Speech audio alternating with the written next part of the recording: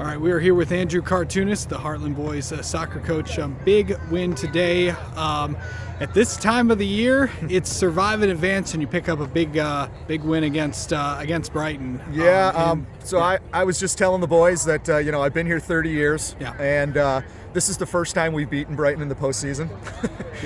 So there's been a lot of losses to Brighton, and a lot of times they sent us home. So it's fantastic to be on the other end of it, and all credit to the boys. They came out and they started the game on the right foot, and finished some opportunities.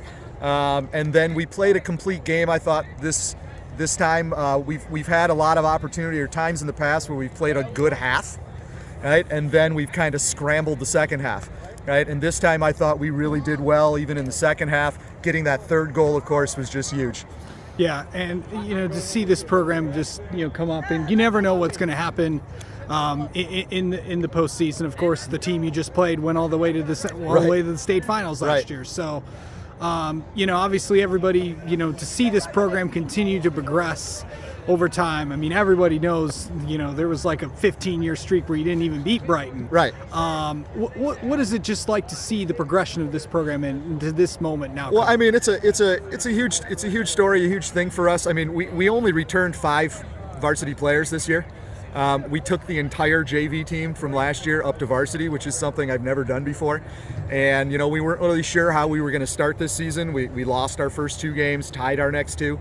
And then we kind of started to put it together, and this team's worked very hard. They supported one another, and when they do that, right, they can do some great things. So it's really a story here of this team really coming together and wanting it, right? They set some goals for themselves this year. One was to try to get up into the top 4 of the league, and we ended up top 3, right? And one was to try to win this district, right? And this was a huge step, hopefully along the way, to trying to meet that goal.